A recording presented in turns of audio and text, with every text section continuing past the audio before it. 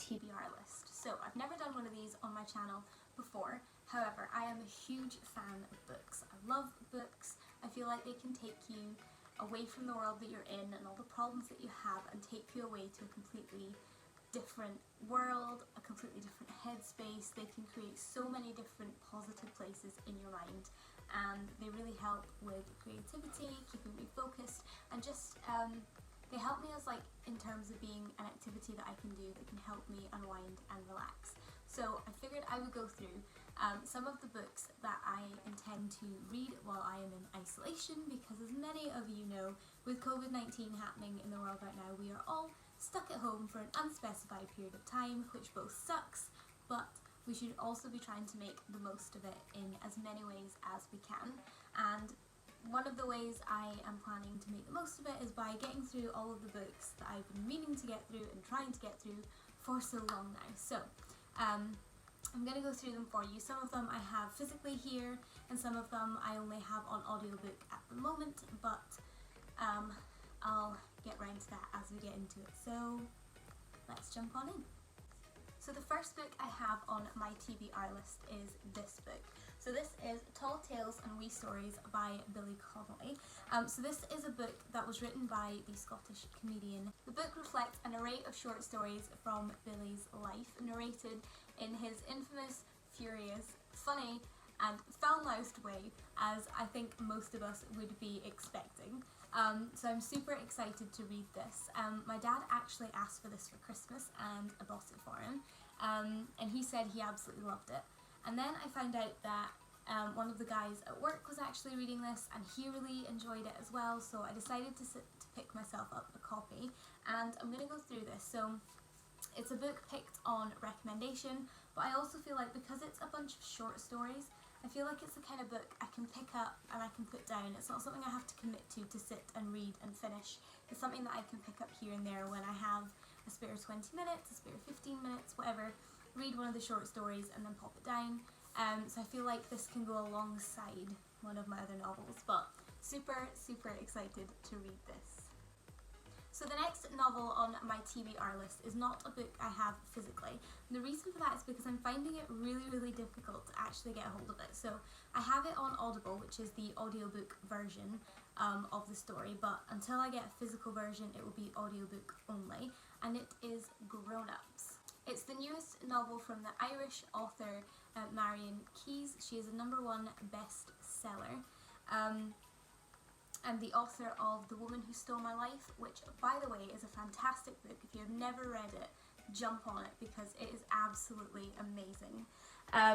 So this book is supposed to be filled with tragedy and love and the all too relatable emotions that as grown-ups we tend to find ourselves like experiencing, and situations that we find ourselves going through. So realistically it has all of the aspects that a good book would have, and I'm so excited to read this book. It is quite a big book, but I feel like with Marian Keyes, I feel like she's so easy. Like, it's easy going, it's so easy to read, and not easy in terms of like an easy chick flick. It's like easy to read in terms of once you start you can't stop. So I'm super excited to read that book, and I will be on the hunt to try and find the physical copy of the book as well.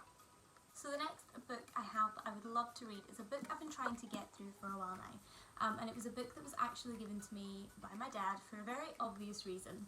So it was this book here, and it's, oh my god, what a complete aisling.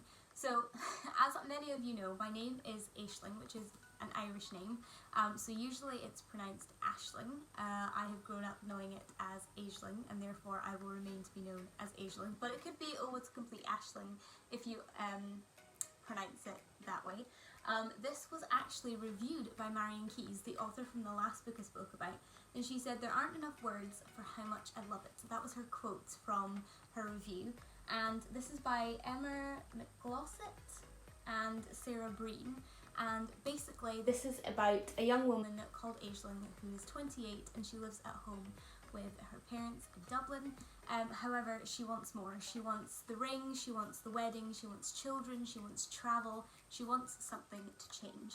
And after a vacation with her partner does not end the way she hopes, she ends up moving to a different city and starting a new adventure. So basically, this novel follows her journey to navigate what she wants and how she plans to get it. So I'm super excited to read this, not only because it's a namesake book, but also because I feel like it mentions all of the places I could possibly want to be and all of the things I could possibly want to do. So I am really excited about this, and I don't know why I seem to have a block when it comes to reading this, but I refuse to let that block go on for any longer, and I'm gonna jump on reading this one. So a slightly lighter read on my TBR list is this novel here. This is I Heart Paris. Now you might know I Heart New York, I Heart Forever. These books, they're all written by Lindsay Kelk, and Lindsay Kelk has struck again. So basically Lindsay Kelk writes easy to read, feel good romance, girly chick flick novels. They're all super easy to read and they're all feel good by the end, and I have absolutely no doubt in my mind this book is going to be exactly the same. It's not a particularly big book. There's only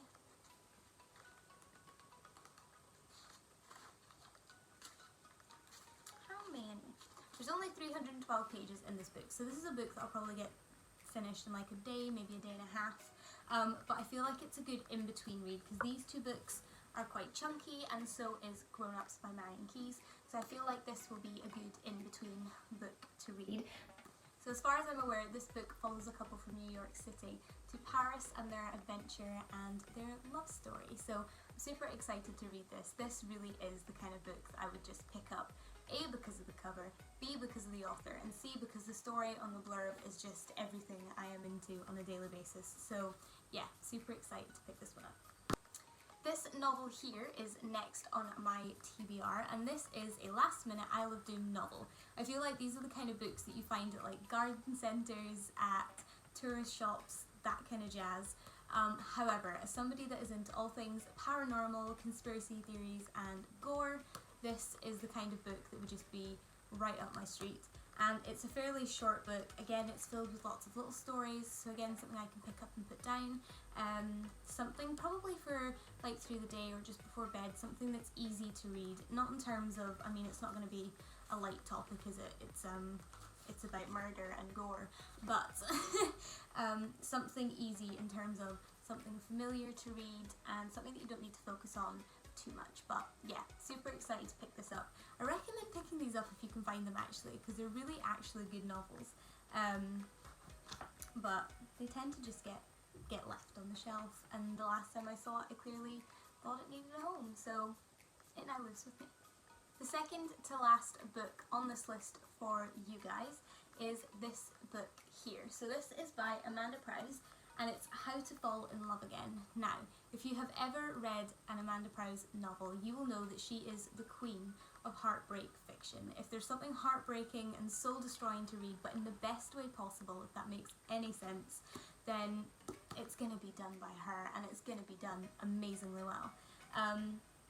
So basically, this book is all about finding love when you've given up.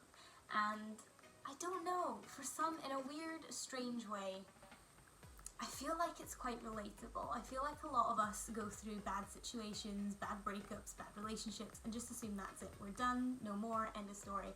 But Amanda Prowse is absolutely determined to encourage us all to keep going, and so I picked this book up. Not only that, but look at this cover. I mean, it's beautiful. Anything by Amanda I tend to pick up. And again, it's quite an easy read. She's not a heavy author. The font actually in her books is quite a nice size. I quite like the font in her books, and also they're quite easy to pick up from most places. So I do have this on audiobook, and I do have the physical copy as well, obviously, so I can switch back and forth, because with having a 1-year-old, Audible comes in so freaking helpful. It means I can read or listen as I'm doing the housework, as I'm giving him his lunch, as I'm getting him ready, and I can also take the time for myself to actually physically turn the pages, which by the way is one of the most satisfying things on planet Earth. But yeah, super excited to pick up this book and give it a read. And last but not least is a novel that I don't actually have physical, and it's not something I have on Audible either. I did order it from Waterstones on Thursday on next day delivery. It is now Sunday and it's not here, but we'll let it go because I'm not bitter. And it is the book 11/22/63. So this is a novel by Stephen King, and it's all about a time traveller who goes back in time to try and prevent the assassination of JFK. So this is super interesting to me. Obviously, the assassination of John F. Kennedy is surrounded by conspiracy theories and all sorts of plot twists and lies and secrets and all that kind of stuff. So to put that into a fiction novel, along with a time traveller who's trying to fix it all and change it all, mixed in with a little bit of facts, because obviously the assassination is something that's well known, and I don't assume that Stephen King put false information in there, just to me sounds like the perfect novel. So I actually heard about this book specifically from, I want to say Tisha Drew Mary. I'll link her YouTube channel in the description bar below. She is fantastic, by the way. Her vlogs are incredible. She talks about skincare, beauty, girl talk, all kinds of things. Whatever you can think of, this woman does it, and she's doing an amazing job. So I heard about it from her. She's an avid reader too, and that was quite exciting to find another YouTuber that was interested in reading. So she's really inspired me to get my TBR up there and my read list done. So I do also have Goodreads, so I'll link my username for that in the description bar below as well, so you can keep updated with what I'm reading, how far I'm getting on, what I thought of different books, and all that jazz. And hopefully at the end of the month I can get back to you guys with all of the books I've read, what I enjoyed, what I rated, what I didn't, and what you should spend your money on. But apart from that, that is everything that I hope to read. I have already read 2 books so far, which is actually shocking considering I've been in isolation for 3 weeks, but 2 books down so far. These ones to go, and I'll let you guys know how I get on. If you guys have any questions or any video recommendations, please pop them in the comments below. And if you enjoyed this video, don't forget to subscribe down below, and also click the little bell notification button. That way you are notified every time I make a new video. And until next time, guys, bye!